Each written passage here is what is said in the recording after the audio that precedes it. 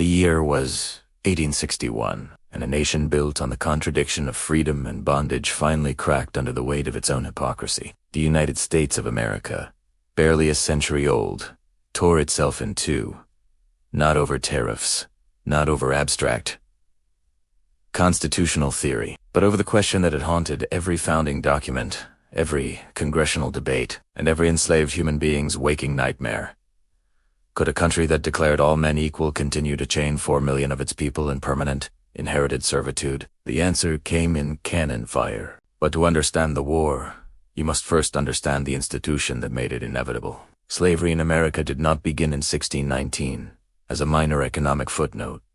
It arrived as a system, grew into an empire, and embedded itself so deeply into the social, economic, and political DNA of the nation that dismantling it would require the bloodiest war in American history. When the first enslaved Africans were brought to the Virginia colony aboard a Dutch ship, the colonists had no formal legal framework for permanent racial slavery. Indentured servitude was the dominant labor model.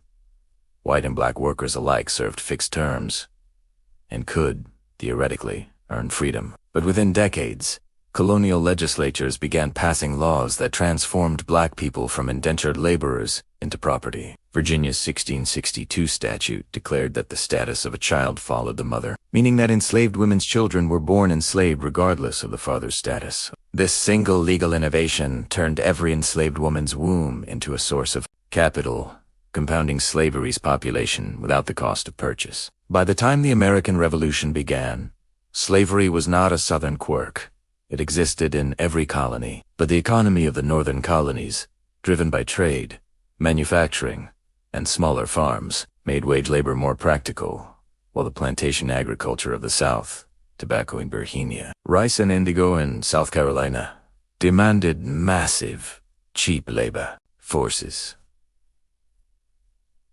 The Revolution created a profound moral crisis. Men who wrote that all men are created equal owned human beings. Thomas Jefferson drafted the Declaration of Independence, while enslaved people served him food, cleaned his rooms, and worked his fields. He wrote a passage condemning King George for the slave trade, but the Continental Congress struck it out. The founders knew the contradiction existed. They chose compromise over confrontation, and that choice would cost the next generation 600,000 lives. The Constitutional Convention of 1787 institutionalized slavery in 3 catastrophic ways. The 3/5 Compromise allowed Southern states to count each enslaved person as 3/5 of a person for congressional apportionment, giving slaveholding states disproportionate political power without granting enslaved people any rights whatsoever. The Fugitive Slave Clause required free states to return escaped enslaved people to their enslavers, and the slave trade was protected from congressional interference until 1808.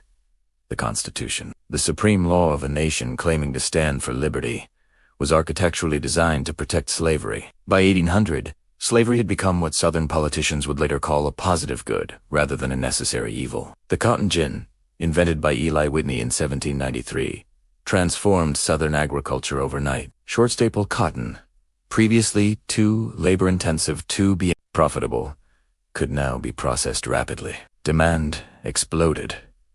Plantations spread westward. The enslaved population, which stood at roughly 700,000 at the time of the first census in 1790, grew to over 4 million by 1860. The domestic slave trade became a massive industry. Enslaved people were bought, sold, and transported like livestock across state lines. Families torn apart without legal recourse or mercy. A mother could watch her children sold to a Georgia cotton planter and never see them again. A husband could be separated from his wife by an auction block in Richmond, Virginia, the two of them standing yards apart, legally unable to prevent what was happening. The scale of this cruelty was industrial. The economic argument for slavery was not subtle. By 1860, the combined value of enslaved people in the United States was approximately $3 billion, more than the value of all the nation's railroads and factories combined. Cotton produced by enslaved labor accounted for roughly 60% of American exports. The entire global textile industry ran on it. Northern banks financed Southern plantations. Northern textile mills processed Southern cotton. Northern insurance companies insured enslaved people as property. Slavery was not a Southern institution economically. It was the engine of the entire American economy. But the human cost was immeasurable. Enslaved people were denied the right to read or write in most southern states. They could not legally marry. They could not own property. They could not testify in court against white people. They were subject to physical punishment, whipping, branding, mutilation, at the discretion of their enslaver. Sexual violence against enslaved women was endemic and legally unpunishable. Children were property from birth. The slave codes that governed southern states were among the most comprehensive systems of human dehumanization ever constructed by a modern legal apparatus. And yet enslaved people resisted, continuously and courageously. They slowed their work. They feigned illness. They broke tools. They preserved their cultures, their languages, their religions in secret. They ran. The Underground Railroad, a network of abolitionists and safe houses stretching from the Deep South to Canada, helped thousands escape. Harriet Tubman alone made approximately 13 missions into slave territory and liberated around 70 people. Some enslaved people organized armed rebellions. Gabriel Prosser planned an uprising in Virginia in 1800. Denmark Vesey organized a conspiracy in South Carolina in 1822. Nat Turner led a rebellion in 1831 that killed 55 white people before being suppressed. Each rebellion was met with brutal repression, not just of the rebels, but of the broader enslaved community, tightening the chains of control even further. The political crisis over slavery escalated through a series of confrontations that each temporarily resolved the tension before making it worse. The Missouri Compromise of 1820 admitted Missouri as a slave state and Maine as a free state, preserving the Senate balance, and drew a line at 3,630 latitude dividing future slave and free territory. For a generation, it held. Then the Mexican-American War ended in 1848, with the United States acquiring enormous new territory. And the question of whether slavery would expand into those territories ripped the political world apart. The Compromise of 1850, engineered by Henry Clay and passed through the maneuvering of Stephen Douglas, admitted California as a free state, but strengthened the Fugitive Slave Act dramatically. Northern citizens were now legally required to assist in the capture and return of escaped enslaved people. Abolitionists were outraged.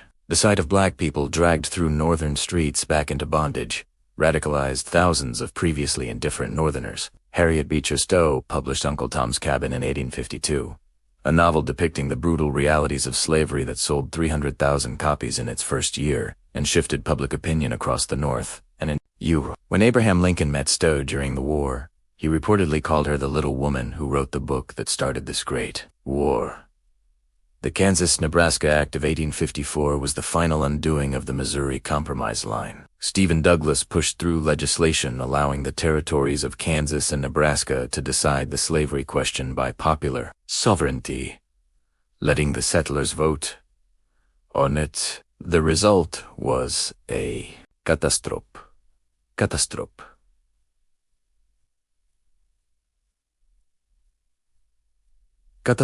Pro-slavery and anti-slavery settlers poured into Kansas, and the territory descended into guerrilla violence. Leading Kansas became a preview of the national war to come. John Brown, a fanatical abolitionist who believed God had chosen him to end slavery by force, led a raid that killed 5 pro-slavery settlers at Pottawatomie Creek. The Republican Party was born in 1854 out of the wreckage of the old Whig Party, explicitly committed to preventing the expansion of slavery into new territories. It was not an abolitionist party. Lincoln and most Republicans were willing to let slavery stand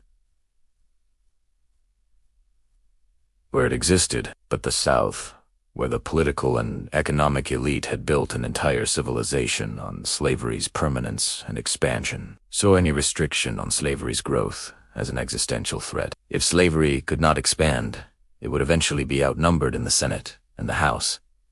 If it was outnumbered, it could be restricted. If restricted, it would wither. The Dred Scott decision of 1857, written by Chief Justice Roger Taney, was the Supreme Court's attempt to resolve the crisis once and for all, and it poured gasoline on the fire instead. Taney ruled that Dred Scott, an enslaved man who had lived in free territory, had no right to sue for his freedom because black people, whether enslaved or free, were not citizens of the United States and had no constitutional rights. He further ruled that Congress had never had the authority to prohibit slavery in any territory. The Missouri Compromise had always been unconstitutional. Every territory was potentially open to slavery. The Republican Party platform was itself unconstitutional. The ruling was not the end of the argument. It was the beginning of the end of the Union. John Brown raised the stakes to their absolute limit in October 1859 when he led a raid on the federal arsenal at Harper's Ferry, Virginia, intending to seize weapons and spark a slave uprising across the South. He was captured by Colonel Robert E. Lee, tried for treason, and hanged. In the South, the raid confirmed every paranoid fear that Northern abolitionists intended to incite race war. In the North, Brown was mourned as a martyr by many, his soul marching on in song. When Abraham Lincoln won the presidential election of November 1860 without a single electoral vote from a Southern state, his name wasn't even on the ballot in most of them. South Carolina seceded within weeks. By February 1861, 7 Deep South states had formed the Confederate States of America, with Jefferson Davis as president and a constitution that explicitly protected slavery in perpetuity. The Confederate Vice President Alexander Stephens declared in his cornerstone speech that the Confederacy's foundations were built upon the great truth that the black man was not equal to the white man and that slavery, subordination to the superior race, was his natural and normal condition. He said this proudly, as a statement of principle, as the cornerstone of a new nation. When Confederate forces opened fire on Fort Sumter in Charleston Harbor on April 12, 1861, the war began. Lincoln called for 75,000 volunteers. 4 more states seceded. The war that 4 million enslaved human beings had been waiting and praying for, the war that would decide whether their chains would last another generation or fall forever, had arrived. The Civil War lasted 4 years, from April 1861 to April 1865, and killed approximately 620,000 to 750,000 soldiers more Americans than died in both world wars combined. It was fought in over 10,000 military engagements across 35 states and territories. The Confederacy, defending slavery and secession, fought with extraordinary military skill under generals like Robert E. Lee and Stonewall Jackson. The Union, commanded eventually by Ulysses S. Grant and William Tecumseh Sherman, had superior industry, manpower, and naval power. Lincoln's Emancipation Proclamation of January 1, 1863, declared enslaved people in Confederate States free and transformed the war's moral character irrevocably. Now the Union Army was an army of liberation. Nearly 200,000 black men, many of them formerly enslaved, enlisted in the United States, colored troops, and fought with documented bravery, proving at places like Fort Wagner that they would die for the freedom that America had denied them. The Confederate defeat at Gettysburg in July 1863 ended any realistic hope of European recognition or a Northern peace settlement. Sherman's march to the sea in 1864 broke the South's economic and psychological will. Lee surrendered to Grant at Appomattox Courthouse on April 9, 1865. 5 days later, Lincoln was assassinated. The 13th Amendment, ratified in December 1865, abolished slavery in the United States. The war was over. The reckoning was not. The 4 million people who had been enslaved were free, and free with nothing. No land, no capital, no legal infrastructure, no safety net. The promise of 40 acres and a mule, which would have given formerly enslaved people a genuine economic foundation, was revoked by President Andrew Johnson. The Reconstruction era that followed attempted to rebuild the South and integrate black citizens into the political process. And for a decade, it partially succeeded. Black men voted, held office, built schools, and established churches. The 14th and 15th Amendments granted citizenship and voting rights. But the political will in the North collapsed. Federal troops withdrew. The Ku Klux Klan and other terrorist organizations violently suppressed black political participation. By 1877, Reconstruction was over, and the South began constructing the system of racial apartheid known as Jim Crow. Segregation persists for nearly a century. The Civil War ended slavery but did not end the consequences of slavery. The legal, economic, and social structures built on centuries of human bondage did not simply dissolve.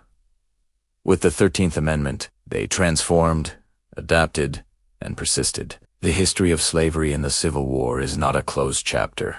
It is the unfinished argument at the center of American democracy. The debt that has never been fully reckoned with. The wound that still shapes the nation's politics, its economics, its geography, and its soul.